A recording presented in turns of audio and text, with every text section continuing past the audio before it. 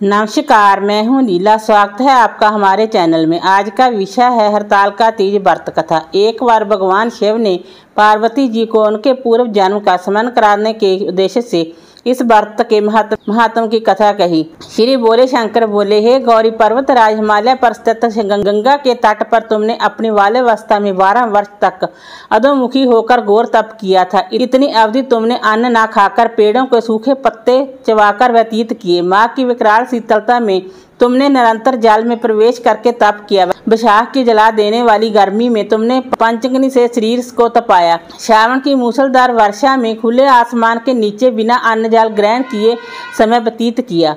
तुम्हारे पिता तुम्हारी कष्ट साध्य तपस्या को देखकर बड़े दुखी होते थे। उन्हें बड़ा क्लेश होता था। तब एक दिन तुम्हारी तपस्या तथा पिता के क्लेश को देखकर नारद जी तुम्हारे घर पधारे। तुम्हारे पिता ने हृदय से अतिथि सत्कार करके उनके आने का कारण पूछा।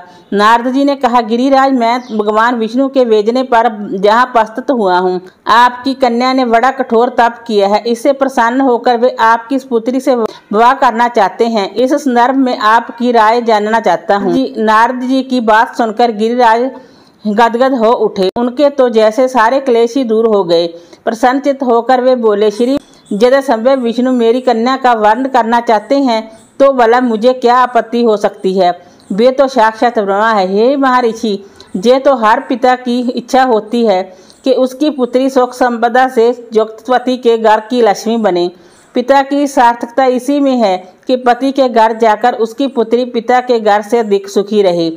तुम्हारे पिता की स्वीकृति पाकर नारद जी विष्णु जी के पास गए और उनसे तुम्हारे विवाह के निश्चित होने का समाचार सुनाया। मगर इस विवाह संबंध की बात जब तुम्हारे कान में पड़ी तो तुम्हारे दुख का ठिकाना न रहा। तुम्हारी एक सखी ने तुम्हारी इस मानसिक दशा को समझ लिया और उसने तुमसे उस विक्षिप्तता का कारण जानना चाहा। तब तुमने बताया, मैंने सच्चे हृदय से भगवान शिव शंकर का वर्ण किया है, किंतु मेरे पिता ने मेरा विवाह विष्णु जी से निश्चित कर दिया है। मैं विचित्र धर्म संकट में हूँ। अब क्या करूँ? प्राण छोड़ देने के अतिरिक्त अब कोई भी उपाय शेष नहीं बचा है। तुम्हारी सखी बड़ी ही समझदार और सूझबूझ वाली थी। उसने कहा, सखी, प्राण त्यागने का इसमें कारण ही क्या है? संकट के मौके पर धैर्य से काम लेना चाहिए। नारी के जीवन की सार्थकता इसी में है कि पति रूप में हृदय से जिसे एक बार स्वीकार कर लिया, जीवन पर्यंत उसी से ही निर्वाह करें। सच्ची आस्था और एक निष्ठा के साथ तो ईश्वर को समर्पण करना पड़ता है। मैं तुम्हें घनघोर जंगल में ले चलती हूँ, जो साधना स्थली भी हो और जहाँ तुम्हारे पिता तुम्हें खोज भी न पाए। वहाँ तुम साधना में लीन हो जाना। मुझे विश्वास है कि ईश्वर अच्छी तुम्हारी सहायता करेंगे। तुमने ऐसा ही किया। तुम्हारे पिता तुम्हें घर पर ना पाकर बड़े दुखी तथा चिंतित हुए। वे सोचने लगे कि तुम जाने कहाँ चली गई।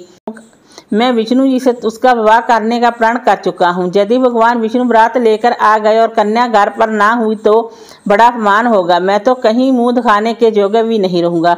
यही सब सोचकर गिरिराज ने जोर शोर से तुम्हारी खोज शुरू करवा दी। इधर तुम्हारी खोज होती रही और उधर तुम अपनी सखी के साथ नदी के तट पर एक गुफा में मेरी आराधना में लीन थी। भाद्रपद शुक्ल तृतीया को हस्त नक्षत्र था। उस दिन तुमने रेत के शिवलिंग का निर्माण करके व्रत किया। रात भर मेरी स्तुति के गीत गाकर जागी। तुम्हारी इस कष्ट साध्य तपस्या के प्रभाव से मेरा आसन डोलने लगा। मेरी समाधि टूट गई। मैं तुरंत तुम्हारे समक्ष जा पहुंचा और तुम्हारी तपस्या से प्रसन्न होकर तुमसे वर मांगने के लिए कहा। तब अपनी तपस्या के फलस्वरूप मुझे अपने समक्ष पाकर तुमने कहा, मैं हृदय से आपको पति के रूप में वर्ण कर चुकी हूँ। यदि आप सचमुच मेरी तपस्या से प्रसन्न होकर आप जहाँ पधारे हैं तो मुझे अपनी अर्धांगिनी के रूप में स्वीकार कर लीजिए। तब मैं तथास्तु कहकर कैलाश पर्वत पर लौट आया। सुबह होते ही तुमने पूजा की समस्त सामग्री को नदी में प्रवाहित करके अपनी सहेली सहित व्रत का पारण किया। उसी समय आपने मित्र बंधु व दरबारियों सहित गिरिराज तुम्हें खोजते खोजते वहां आ पहुंचे और तुम्हारी इस कष्ट साध्य तपस्या का कारण तथा आदेश पूछा।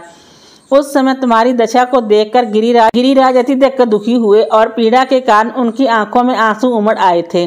तुमने उनके आंसू पोंछते हुए विनम्र स्वर में कहा, मैंने अपने जीवन का अधिकांश समय कठोर तपस्या में बताया है। मेरी इस तपस्या का उद्देश्य केवल यही था कि मैं महादेव को पति के रूप में पाना चाहती थी। आज मैं अपनी तपस्या की कसौटी पर खरी उतर चुकी हूँ, क्योंकि विष्णु जी से मेरा विवाह करने का निर्णय ले चुके थे। निर्णय ले चुके थे, इसलिए मैं अपने आराध्या की खोज में घर छोड़कर चली आई। अब मैं आपके साथ इसी शर्त पर घर जाऊंगी कि आप मेरा विवाह विष्णु जी से ना करके महादेव जी से करेंगे। गिरिराज मान तुम्हें घर ले गए। कुछ समय के पश्चात शास्त्रोक्त विधि विधान पूर्वक उन्होंने हम दोनों को विवाह सूत्र में बांध दिया। हे पार्वती, भाद्रपद की शुक्ल तृतीया को तुमने मेरी आराधना करके जो व्रत किया था, उसके फलस्वरूप मेरा तुमसे विवाह हो सका। इसका महत्व यह है कि इस व्रत को करने वाली कुंवारियों को मनोवांछित फल देता हूँ। इसलिए सौभाग्य की इच्छा करने वाली प्रत्येक युवती को ये व्रत पूरी एक निष्ठा तथा आस्था से करना चाहिए। वीडियो अच्छी लगी हो तो लाइक कीजिए, शेयर कीजिए, सब्सक्राइब कीजिए। Thanks for watching this video.